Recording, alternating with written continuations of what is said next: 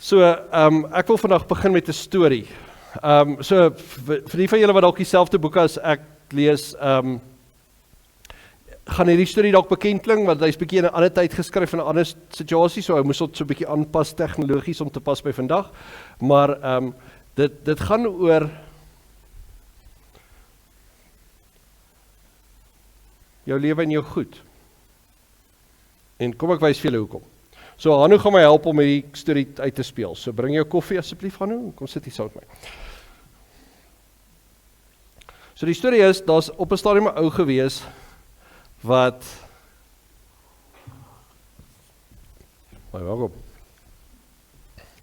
Daar's 'n ou gewees wat 'n koerant en koffie gaan koop het en toe in 'n parkie gaan sit het.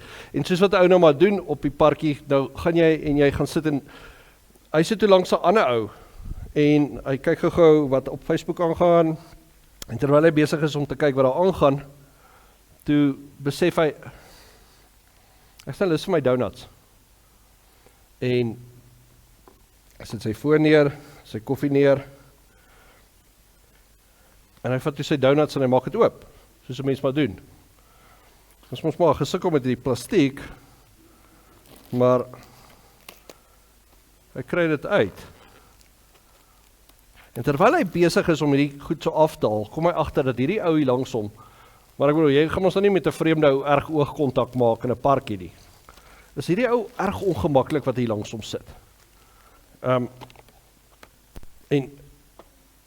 terwyl hy toe nou die goed weggooi, toe gaan hierdie ou wat sy rug opgedraai is en hierdie ou vat een van sy donuts. Nou, wat sou jy maak as jy in 'n parkie gaan sit, jy het net vir jou 'n koerant en 'n koffie en 'n donuts gekoop en jy gaan sit daar so in die volgende oomblik begin hierdie ou hier langs jou donuts eet. Dan is dit soos hy het nie gevra nie, hy het niks gedoen nie, hy eet jou donut. So die ding is, jy kan nou vir hom sê, hey, jy eet my donut, of jy kan vir hom wys, hey, jy eet my donut. En dis wat die ou toe doen, hy besluit, hy gaan nou maar net ordentlik, sonder om nou 'n konfrontasie te hê, net vir die ou wys, jy eet my donuts, dude. Dis toe wat hy doen. Hy vat sy donut. En hy begin dit eet, sodat die ou moet sien.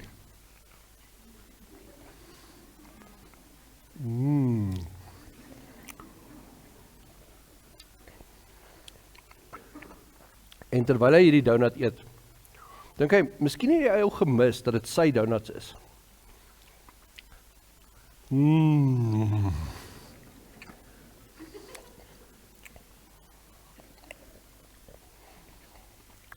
Dalk moet ek op die stadium sê, in die oorspronklike storie is dit koekies, nie 'n donut nie. So dit gaan baie vinniger in die storie. Maar net vir 'n geval die ouder nog steeds nie besef het nie.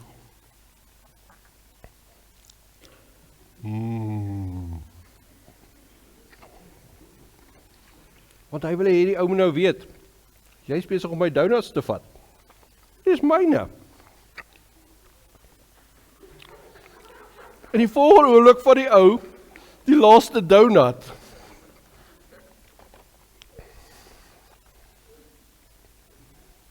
En hy breek hom in 2,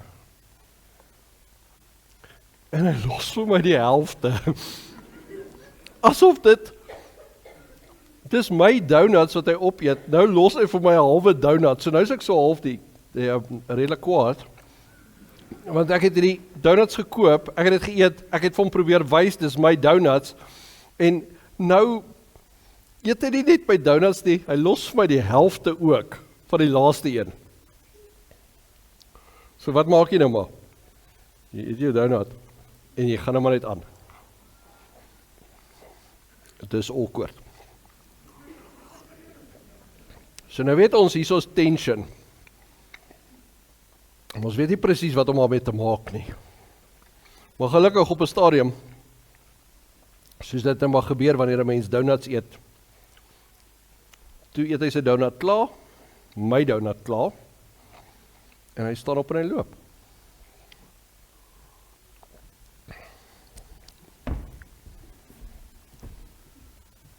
Party mense, hè?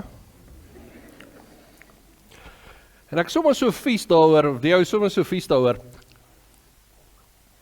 Ek besluit, weet jy wat? Ons is klaar. Ek gaan net huis toe. En hy vat sy koffie en sy koerant. En toe hy sy koerant optel, toe val sy donuts uit. So hy het al die tyd gesit en 'n ander ou se donuts opeet. Geen wonder dit was so 'n ongemaklike storie nie. Nou die punt hierso is, ek kry sommer so hoendervleis, ek wil hê dit nooit met my gebeur nie. Maar die punt hierso is, julle, is wanneer ons praat oor jou lewe en jou tyd, jou goeders, is ons baie keer soos hierdie ou wat hierso sit. Is ou gaan sit hierso en jy het jou hele lewe bymekaar, jy het al jou besittings, jy het al jou tyd, jy het jou lewe voor jou en jy kan kies waar jy jou tyd spandeer. Jy spandeer dit vandag hierso, jy kyk vandag hierdie video, jy's nou hierso, maar jy kan dit ook op 'n ander plek spandeer het. Jy kan ook ander goeders gedoen het, want dit is jou lewe, dis jou donuts. Behalwe, dit was nooit nie. Dit was nooit my donuts gewees nie. Dit was al die tyd die ander ou se donut gewees. En ek dink dis die groot ding hierso, is ons leef met die idee van hierdie is my geld, hierdie is my huis, dis my kar, dis my kerk, dis my besittings, dis my lewe. Maar ons mis die belangrike ding. Elke oomblik wat ons het, elke sekonde wat ons lewe, elke ding wat ons gekry het, of dit 'n huis is, 'n kar is, of dit geld is, 'n mamma, pappa, maak nie saak wat dit is nie, dis eintlik iemand anders te sin wat met ons gedeel word. Hoor net hoe sê Dawid dit. Ek wil vir ons net Psalm 24 lees. Hy sê dit so. 'n Psalm van Dawid. Die aarde en alles wat daarop is, die wêreld en die wat daarin woon, alles behoort aan die Here. Want hy het die fondamente daarvan in die see gelê en dit stewig gevestig op die waters. Wie mag die berg van die Here opgaan en wie mag in sy heiligdom gaan staan? Die een wie se hande rein is, wie se hart suiwer is, wat alle bedrog vermy en geen vals eed aflê nie. So iemand sal die Here ontvang en God sy redder sal reg aan hom laat geskied. Die mense wat na sy wil vra en hom dien, is die geslag van Jakob. So daar's 3 goedjies wat hierdie Psalm sê. Ek weet hy sê dit nou in allerhande vreemde fancy taal, maar daar's 3 argumente wat hy maak. Die eerste een is as jy vandag hier is dit omdat God jou gemaak het. As ons vandag 'n aarde het, is omdat God dit gemaak het. As ons vandag kan inasem, is omdat God dit gemaak het. As ons vandag hier lewe, is omdat God vir ons die tyd gegee het om te lewe. Almal van ons, mamas, papas, almal wat by die huis kyk, almal van ons hiervoor, ons is hierso omdat God dit gemaak het en dit vir ons gegee het. So die eerste ding is hy sê, almal wat hier iets het, wat ook al dit is, jou kamer, jou bed, jou speelgoed, jou tyd, jou skool, selfs jou talente, kom nie van jou af nie. Alles wat jy het, kom van die Here af. Hy het die fondamente daarvan gelê, hy het dit gebou, hy het dit gemaak, hy het dit vir ons gegee. En die tweede ding is dan, hy sê, wie kan opgaan teen die berg van die Here? Wie is welkom by die Here? Dan sê hy, wel, die ouens wat op kan gaan by die Here, is die mense wat suiwer van hart is, die mense wat nie besig is om bedrog te pleeg en te jok nie. Nou dink vir 'n oomblik, toe ek hierdie ding lees, dog ek, ja, skurke is nie welkom by die Here nie, maar toe besef ek, dit gaan oor die jokdeel. Ons jok baie keer vir ander mense en ons sê, hierdie goeders is myne. Hierdie is my bed, my fiets, my rekenaar, my selfoon, my tyd, my prioriteite, my passies. Asof dit ons sinne is. Ons is besig om in 'n lewe te leef, waar 'n mens dink, elke sekonde maak saak, 'n mens moet goeie voorbeeld stel, jy moet dit voluit leef, jy moet alles bymekaar maak en dit doen daarmee wat jy kan, maar jy kan besluit, want dit is joune. En terwyl ons besig is om daai waarheid te leef, om vir ons te sê, hierdie is my lewe, dis my kinders, dis my huis, dis my prioriteite, dis my ouers, Ek kan kies, is die waarheid dat ons besig is om te jok, want dit behoort eintlik aan die Here. So God het alles gemaak. Hy het alles in plek gesit, hy het vir ons alles gegee, elke oomblik wat ons kan asemhaal, elke oomblik wat ons kan lewe, elke oggend wat ons wakker word, hy het dit gegee. Maar dan gaan ons na 'n plek toe waar ons dit vergeet, en ons begin vir mekaar sê, hier is my lewe, hier is my geld, hier is my dinge, ek wil dit hiermee doen, ek kan kies, dis mos myne. En dit is nie. So dan beteken dit, as ons daai fout maak, is ons besig om te jok. Ons is die mense wat die foute maak, en dan kan ons nie by die Here kom nie. En kyk nou maar 'n bietjie, ouers, kom ons praat saam hieroor vir 'n oomblik. As 'n mens jou lewe begin voluit leef, voluit spandeer, jy elke sekonde moet saak maak, elke sent moet vir geld word, ek moet dit uitgee op goeders wat ek kies. Op 'n stadium kom jy agter, dat in al hierdie kiesery, al hierdie besluitery, al hierdie prioriteite wat my prioriteite is, het ek verder en verder van God af beweeg, tot ek op 'n stadium so alleen voel. En selfs het ek geld vir die kerk gegee, en kerk toe gegaan, en vir God goeders gedoen, en ander mense probeer help. Ergens as dit oor ons keuses begin gaan, dan voel ou so ver weg van jou eie lewe af. Want ons lewe alleen. Is hierdie keuses wat ons maak, die prioriteite, die goed wat ons doen, die goed wat ons in plek sit, waarop ons tyd, geld en energie uitgee, was nooit onsinnig gewees nie, dit was nog altyd Godsin gewees. Maar nou, as ons dit spandeer, asof dit onsinnig is, dan voel 'n mens later, jy is besig om te jok vir jouself en vir ander mense. Ek is nie die mens nie. En dan kom hierdie Psalm 24 en sê, die ouens wat by die Here welkom is die ouens wat nie jok nie, wat nie bedrog pleeg nie. En dis hoekom ons baie keer so ver voel van God af. Juis omdat ons gedink het, hierdie lewe is onsin. Maar dan het hy so 'n laaste afdeling. 'n laaste stukkie na die eerste stuk van Psalm 24 wat sê, maar raai wie is welkom by die Here, die nageslag van Jakob. Nou Jakob, en hierdie is nogal cool, Jakob was 'n ou gewees wat gesteel het.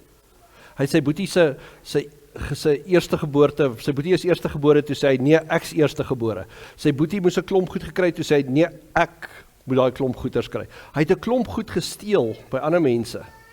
Net soos wat ons baie keer lewe en ons dink, die lewe is ons en ons steel dit eintlik by die Here, want ons dink is ons lewens, ons geld, ons tyd, maar eintlik behoort dit aan die Here, steel ons dit ook by God. En dan kom hy en hy sê, maar julle wat foute gemaak het, wat vergeet het waarom mense lewe moet gaan, dat jy eintlik hierso werk met die Here se geskenke. Julle is die mense wat welkom is by my. Julle is my kinders. En vir julle is ek lief. Jakob se naam verander van Jakob af na Israel toe in die Bybel. En Israel beteken letterlik die man van God. So hoekom hierdie belangrik is as ek en jy hierdie lewe gaan leef asof dit onsin is, en ons prioriteite en ons passies, ja, daar lag heeltyd, is die waarborg hier dat ons op 'n stadium gaan kom waar ons voel, dis net 'n front, ons lewe alleen. Ek het nie genoeg tyd om alles te doen wat ek moes nie, ek het ergens iets verloor, ek het die plot verloor. Want die rede is, ons het vergeet dat alles wat ons het, behoort aan God. Maar dan, as ons dit besef, dan kan ons onthou, God is lief vir ons. En ons is nog steeds welkom by hom.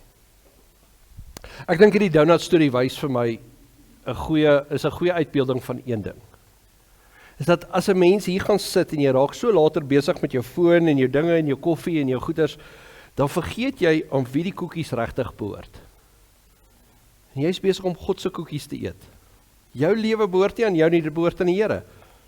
Die mooi goed wat jy doen, dis nie jy nie, dis die Here wat vir jou die kans gee. En as 'n mens regtig 'n vol lewe wil leef, beteken dit, jy moet begin besef dat God wat hier langs jou sit nou, en besig is om sy koekies met jou te deel, sy donuts met jou te deel. Doen dit omdat hy lief is vir jou. Nie omdat jy iets hoef te bewys nie. Net omdat hy vir jou die geskenk gee. En dit vir jou gun. Kom ons sit net so in ons bid saam. Almagtige Here, baie dankie dat alles wat ons het aan U behoort. Elke sent wat ons het, elke dag wat ons het. En help ons asseblief, Here, om 'n bietjie anders te kyk. Gewoonlik kyk ons na ons lewens en ons geld en ons tyd en ons vra, is ek besig om te mors met die tyd wat ek het? Is ek besig om te mors met die geld wat ek het? Maar eintlik is ons veronderstel om te vra, is ek besig om te sien dat dit wat ek het van die Here afkom? Dat dit wat ek het 'n geskenk is vir God wat vir my lief is. Help ons asseblief, Here, met al die dinge wat hierdie week gaan gebeur en die opdragte en die uitdagings, dat ons nie sal vergeet dat alles wat ons het 'n geskenk van U af is nie. Dat ons nie sal vergeet, hierdie donuts behoort aan U nie. In naam bid ons dit saam. Amen.